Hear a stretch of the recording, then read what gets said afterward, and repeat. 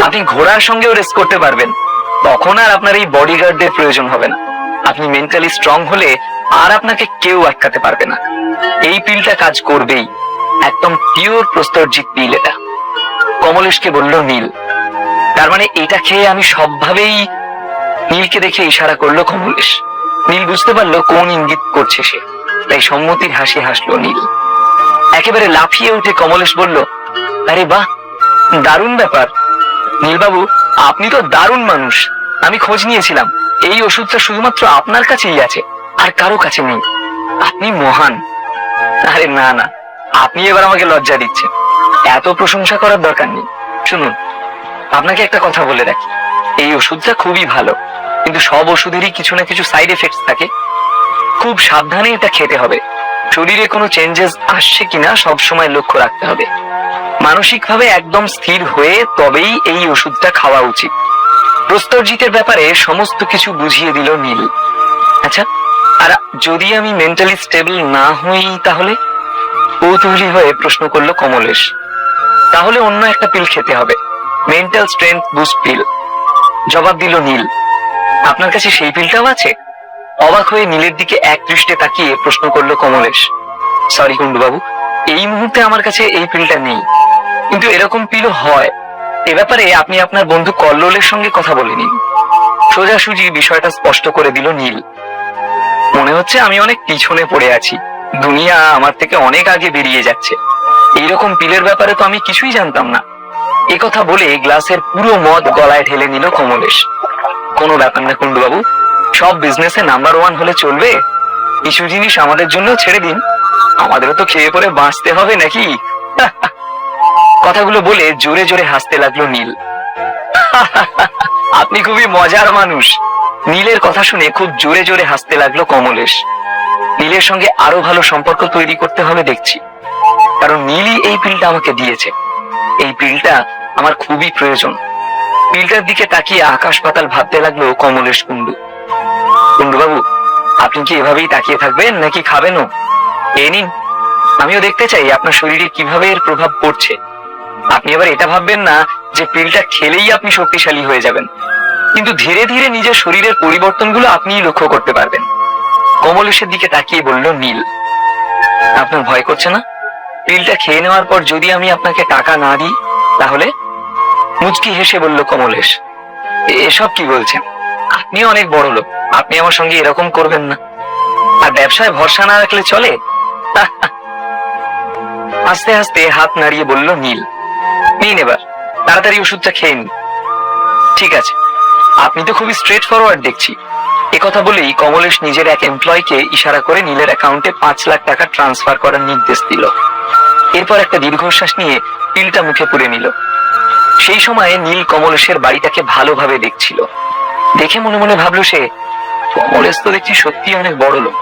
চন্দন কাঠের টেবিল, দরজা জানালাও চন্দন কাঠ দিয়ে তৈরি। ঘরের ঝাড়বাতি গুলোতে বিনা করা কাজ। একটা নয়, 4-4টে ঝাড়বাতি।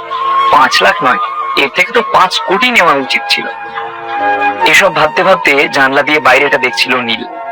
জানলা দিয়ে নদীর বাঁধ দেখা যায়, ওদিকেই বুঝি তোরসা বইছে। নীলের মনে হল। ঠিক সেই সময় কমলেশ বলল, নীলবাবু, এই পিলটা তো দারুণ, আমার জল খাওয়ারও প্রয়োজন পড়লো না, মুখে দিতেই মিলিয়ে গেল। এটাই তো আসল প্রস্তরজিতের মজা। বলছি, আমি না একটা বিষয় কিছুতেই বুঝতে পারছি না। গম্ভীর হয়ে কমলেশের দিকে তাকিয়ে বলল নীল। কি বিষয় বলুন? আমি এখন আপনার সব প্রশ্নের উত্তর দেব। আস্তে আস্তে নীলকে বলল কমলেশ। আপনি কি এই বাড়িতেই থাকেন নাকি মাঝে মাঝে এখানে আসেন? খুব আস্তে আস্তে কমলেশকে জিজ্ঞেস করলো নীল।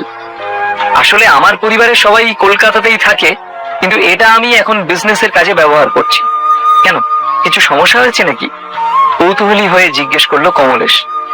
না, কোনো সমস্যা নয়। আপনার কি এমন কেউ চেনা আছে যারা বাস্তুশাস্ত্র জানেন? সে কারণে আপনি ঘোড়ার সঙ্গেও রেস করতে পারবেন, তখন আর আপনার এই বডিগার্ডদের প্রয়োজন হবে না। আপনি মেন্টালি স্ট্রং হলে আর আপনাকে কেউ আটকাতে পারবে না। এই পিলটা কাজ করবেই, একদম পিওর প্রস্তরজিৎ পিল এটা। কমলেশকে বলল নীল। তার মানে এটা খেয়ে আমি সবভাবেই। নীলকে দেখে ইশারা করলো কমলেশ। নীল বুঝতে পারলো কোন ইঙ্গিত করছে সে, তাই সম্মতির হাসি হাসলো নীল। একেবারে লাফিয়ে উঠে কমলেশ বলল, আরে বাহ, দারুণ ব্যাপার নীলবাবু, আপনি তো দারুণ মানুষ। আমি খোঁজ নিয়েছিলাম, এই ওষুধটা শুধুমাত্র আপনার কাছেই আছে, আর কারো কাছে নেই। আপনি মহান। আরে না না, আপনি এবার আমাকে লজ্জা দিচ্ছেন। এত প্রশংসা করার দরকার নেই। শুনুন, আপনাকে একটা কথা বলে রাখি, এই ওষুধটা খুবই ভালো, কিন্তু সব ওষুধেরই কিছু না কিছু সাইড এফেক্টস থাকে। খুব সাবধানে এটা খেতে হবে। শরীরে কোনো চেঞ্জেস আসছে কিনা সব সময় লক্ষ্য রাখতে হবে। মানসিকভাবে একদম স্থির হয়ে তবেই এই ওষুধটা খাওয়া উচিত। প্রস্তরজিতের ব্যাপারে সমস্ত কিছু বুঝিয়ে দিল নীল। আচ্ছা, আর যদি আমি মেন্টালি স্টেবল না হই তাহলে? কৌতূহলী হয়ে প্রশ্ন করলো কমলেশ। তাহলে অন্য একটা পিল খেতে হবে, মেন্টাল স্ট্রেংথ বুস্ট পিল। জবাব দিল নীল। আপনার কাছে সেই পিলটাও আছে? অবাক হয়ে নীলের দিকে এক দৃষ্টে তাকিয়ে প্রশ্ন করলো কমলেশ। সরি কুন্ডুবাবু, এই মুহূর্তে আমার কাছে এই পিলটা নেই, কিন্তু এরকম পিলও হয়। এ ব্যাপারে আপনি আপনার বন্ধু কল্লোলের সঙ্গে কথা বলে নিন। সোজাসুজি বিষয়টা স্পষ্ট করে দিল নীল। মনে হচ্ছে আমি অনেক পিছনে পড়ে আছি, দুনিয়া আমার থেকে অনেক আগে বেরিয়ে যাচ্ছে। এইরকম পিলের ব্যাপারে তো আমি কিছুই জানতাম না। একথা বলে গ্লাসের পুরো মদ গলায় ঢেলে নিল কমলেশ। কোনো ব্যাপার না কুন্ডুবাবু, সব বিজনেসে নাম্বার ওয়ান হলে চলবে? কিছু জিনিস আমাদের জন্য ছেড়ে দিন, আমাদেরও তো খেয়ে পরে বাঁচতে হবে নাকি? কথাগুলো বলে জোরে জোরে হাসতে লাগলো নীল। আপনি খুবই মজার মানুষ। নীলের কথা শুনে খুব জোরে জোরে হাসতে লাগলো কমলেশ। নীলের সঙ্গে আরো ভালো সম্পর্ক তৈরি করতে হবে দেখছি, কারণ নীলই এই পিলটা আমাকে দিয়েছে। এই পিলটা আমার খুবই প্রয়োজন। পিলটার দিকে তাকিয়ে আকাশ পাতাল ভাবতে লাগলো কমলেশ কুন্ডু। কুন্ডুবাবু, আপনি কি এভাবেই তাকিয়ে থাকবেন নাকি খাবেনও? এ নিন, আমিও দেখতে চাই আপনার শরীরে কিভাবে এর প্রভাব পড়ছে। আপনি এবার এটা ভাববেন না যে পিলটা খেলেই আপনি শক্তিশালী হয়ে যাবেন, কিন্তু ধীরে ধীরে নিজের শরীরের পরিবর্তনগুলো আপনিই লক্ষ্য করতে পারবেন। কমলেশের দিকে তাকিয়ে বলল নীল। আপনার ভয় করছে না? পিলটা খেয়ে নেওয়ার পর যদি আমি আপনাকে টাকা না দিই তাহলে? মুচকি হেসে বলল কমলেশ। এসব কি বলছেন? আপনি অনেক বড় লোক, আপনি আমার সঙ্গে এরকম করবেন না। আর ব্যবসায় ভরসা না রাখলে চলে? আস্তে আস্তে হাত নাড়িয়ে বলল নীল। নিন এবার, তাড়াতাড়ি ওষুধটা খেয়ে নিন। ঠিক আছে, আপনি তো খুবই স্ট্রেট ফরওয়ার্ড দেখছি। একথা বলেই কমলেশ নিজের এক এমপ্লয়কে ইশারা করে নীলের অ্যাকাউন্টে 5 লাখ টাকা ট্রান্সফার করার নির্দেশ দিল। এরপর একটা দীর্ঘশ্বাস নিয়ে পিলটা মুখে পুরে নিল। সেই সময়ে নীল কমলেশের বাড়িটাকে ভালোভাবে দেখছিল। দেখে মনে মনে ভাবলো সে, কমলেশ তো দেখছি সত্যি অনেক বড় লোক। চন্দন কাঠের টেবিল, দরজা জানালাও চন্দন কাঠ দিয়ে তৈরি। ঘরের ঝাড়বাতি গুলোতে বিনা করা কাজ। একটা নয়, 4-4টে ঝাড়বাতি। 5 লাখ নয়, এর থেকে তো 5 কোটি নেওয়া উচিত ছিল। এসব ভাবতে ভাবতে জানলা দিয়ে বাইরেটা দেখছিল নীল। জানলা দিয়ে নদীর বাঁধ দেখা যায়, ওদিকেই বুঝি তোরসা বইছে। নীলের মনে হল। ঠিক সেই সময় কমলেশ বলল, নীলবাবু, এই পিলটা তো দারুণ। আমার জল খাওয়ারও প্রয়োজন পড়লো না, মুখে দিতেই মিলিয়ে গেল। এটাই তো আসল প্রস্তরজিতের মজা। বলছি, আমি না একটা বিষয় কিছুতেই বুঝতে পারছি না। গম্ভীর হয়ে কমলেশের দিকে তাকিয়ে বলল নীল। কি বিষয় বলুন? আমি এখন আপনার সব প্রশ্নের উত্তর দেব। আস্তে আস্তে নীলকে বলল কমলেশ। আপনি কি এই বাড়িতেই থাকেন নাকি মাঝে মাঝে এখানে আসেন? খুব আস্তে আস্তে কমলেশকে জিজ্ঞেস করলো নীল। আসলে আমার পরিবারের সবাই কলকাতাতেই থাকে, কিন্তু এটা আমি এখন বিজনেসের কাজে ব্যবহার করছি। কেন, কিছু সমস্যা হয়েছে নাকি? কৌতূহলী হয়ে জিজ্ঞেস করলো কমলেশ। না, কোনো সমস্যা নয়। আপনার কি এমন কেউ চেনা আছে যারা বাস্তুশাস্ত্র জানেন? সে কারণেই কাজকর্মগুলো এখান থেকেই করেন আপনি?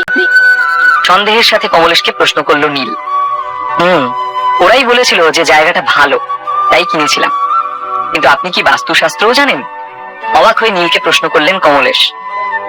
হ্যাঁ জানি, কিন্তু বেশি নয়। খুব আস্তে কথাটা বলল নীল। আপনার বন্ধুরা ঠিকই বলেছে, এই জায়গাটা সত্যিই খুব ভালো। তাহলে আরো বলুন এই জায়গার ব্যাপারে, আর কি কি জানেন আপনি? নীলের দিকে তাকিয়ে বলল কমলেশ। নীল কি বাস্তুশাস্ত্রও জানে? নীল যা বলছে তা কি সত্যি, নাকি এর পেছনে কোনো ছলনা রয়েছে কিংবা কোনো রহস্য? কমলেশের সাথে বন্ধুত্বটা কি আরো গাঢ় হবে? কিন্তু এই প্রস্তরজিতের ব্যবসা করতে গিয়ে কোনো বড় বিপদে ফেসে যাবে না তো নীল? আদ্রিতা জানতে পারলে ওর কেমন লাগবে? আদ্রিতার কাছে লুকিয়ে নীলের এই যে গোপন জীবন, এর জন্য ওদের সম্পর্কের মধ্যে কোনো দূরত্ব তৈরি হবে না তো? আসলে এই বাড়িটা তোরসা নদীর পাশেই। বাড়িতেও পুকুর রয়েছে, তার সাথে বাড়িটির পূর্ব দিকে মুখ করা। সূর্যের প্রথম আলো সোজা আপনার দালান দিয়ে ঘরে প্রবেশ করে, আর সূর্যাস্তের সময়ও আপনার বাড়ির পেছনে বারান্দায় রোদ পড়ে। মানে আপনার বাড়িটা সূর্যের রশ্মি দিয়ে ঘেরা। ভীষণ পজিটিভ ভাইব আছে বাড়িটাতে। আপনার লাক ভীষণ ভালো। হাত নাড়িয়ে বেশ অনেকক্ষণ ধরে বাড়িটা সম্পর্কে এক্সপ্লেইন করলো নীল। বাহ, খুব ভালো। আপনি তো মশাই দারুণ মানুষ। আমার বন্ধুরাও আমাকে এই একই কথা বলেছে। ওরাই আমাকে এখানে বিজনেস করার পরামর্শ দিয়েছিল। এখান থেকে কাজ করেই আমার বিজনেস আরো ফুলে ফেপে উঠেছে। অবাক হয়ে নীলের দিকে তাকিয়ে বলল কমলেশ। এটা শুনে নীল কমলেশের দিকে তাকিয়ে রইল। আমার মনে হচ্ছে গত কয়েক বছর ধরে আপনার বিজনেস ঠিকঠাক চলছে না, তাই তো? আপনি কি করে জানলেন? নীলের দিকে তাকিয়ে অবাক চোখে প্রশ্ন করলো কমলেশ। কমলেশ খুবই কুসংস্কারাচ্ছন্ন, তাই জন্য সে নিজের বন্ধুদের সমস্ত কথা অক্ষরে অক্ষরে মেনে চলে। বাস্তু সম্পর্কে তার বিশ্বাস অসীম। প্রথম দিকে এই বাড়িতে আসার পর কমলেশের বিজনেসে অনেক লাভ হয়েছিল, কিন্তু 3 বছর ধরে যেন কোথাও হারিয়ে গিয়েছিল ওর সৌভাগ্য। কাজের জায়গায় বিভিন্ন ধরনের প্রবলেম আসছিল। এবার সদর দরজার একদম উল্টো দিকের দেওয়ালে টাঙানো একটা আয়নাকে দেখিয়ে কমলেশকে বলল, আমার মনে হচ্ছে এই আয়নাটা আপনি এখানে আসার অনেক পরে লাগিয়েছেন, তাই তো? হ্যাঁ, আসলে এই আয়নাটা আমাকে আমার এক বন্ধু দিয়েছে। এটা নাকি অ্যান্টিক, অঘটন থেকে আমাকে বাঁচাবে। নীলের মুখের দিকে তাকিয়ে বলল কমলেশ। এই আয়নাটার জন্য বাস্তুতে কোনো দোষ দেখা দিল নীলবাবু? বেশ চিন্তিত হয়ে প্রশ্ন করলো সে। নীল মাথা নাড়াতে নাড়াতে বলল, এটা একটা অ্যান্টিক আয়না, এতে কোনো সন্দেহ নেই, কিন্তু এটা সঠিক জায়গায় রাখা হয়নি, তাই সৌভাগ্যে বাধা। কারণ দরজার উল্টো দিকে থাকায় সূর্যের আলো এতে রিফ্লেক্ট করে বাড়ির বাইরে চলে যাচ্ছে। আপনি শুধু আয়না রাখার জায়গাটা বদলে দিন, তাহলেই হবে। নীলের কথা শুনে ওর দিকে এগিয়ে এসে কমলেশ বলল, আপনি আমাকে বাঁচালেন, থ্যাংক ইউ। আমি তো 3 বছর ধরে ভাবছিলাম যে আমারই হয়তো কপালটা খারাপ। আমি আশাই করিনি যে এটা কারণ হতে পারে। আমার এত প্রশংসা করতে হবে না, যা জানি তাই বলি। আচ্ছা, তাহলে আমি আজ আসি? মুখে হাসি নিয়ে বলল নীল। ঠিক আছে, আমি আপনাকে ছেড়ে আসছি, নীলকে বলল কমলেশ। আরে না না, আপনি আবার কষ্ট করবেন কেন? আপনি এক্ষুনি ওষুধটা খেয়েছেন, একটু আরাম করুন। দেখুন আপনার শরীরে কোনো পরিবর্তন এলো কিনা। শুধু কাউকে একটা বলে আমাকে হাসপাতালে পৌঁছে দেওয়ার ব্যবস্থা করুন। এরপর কমলেশকে বিদায় জানিয়ে বাড়ির বাইরে চলে এলো নীল। হাসপাতালে পৌঁছে নীল দেখলো যে হিরেনের জ্ঞান ফিরে গেছে, আর পাশে বসে জয়ন্তী ওনাকে ডালিয়া খাওয়াচ্ছেন। নীলকে দেখে চেয়ার থেকে সঙ্গে সঙ্গে দাঁড়িয়ে পড়লো ডক্টর সুজাতা। নীল, তুমি এসে গেছো? নীলের দিকে তাকিয়ে প্রশ্ন করলো সে। আপনি এখনো এখানেই আছেন? অবাক হয়ে হাসপাতালের নতুন ডিরেক্টর সুজাতাকে প্রশ্ন করলো নীল। ডিরেক্টর হওয়ার পরেও সুজাতার কাছে এত সময় আছে, এটা দেখেই অবাক হয়ে গেল নীল। আসলে আমি তোমার বাবার চেক আপ করতে এসেছিলাম, তোমাদের কিছু প্রয়োজন রয়েছে কিনা সেটাও খোঁজ নিচ্ছিলাম। এ কথা বলতে বলতে চোখ মুখ লজ্জায় লাল হয়ে গেল সুজাতার। এখন তুমি চলে এসেছো, আমার আর এখানে কোনো কাজ নেই, আমি আসছি। সুজাতার রিয়াকশন দেখে আরো অবাক হয়ে গেল নীল। হিরেনের কেবিন থেকে চলে যাওয়ার সময় সুজাতা পিছন ফিরে নীলের দিকে তাকালো আর ভাবলো, সত্যি কি এই মানুষটা এত পাওয়ারফুল? সুজাতা চলে যেতেই হিরেন নীলকে ডেকে বললেন, নীল, এখানে এসো, তোমার সঙ্গে কিছু জরুরি কথা আছে। বাবা, এখন এসব কিছু না,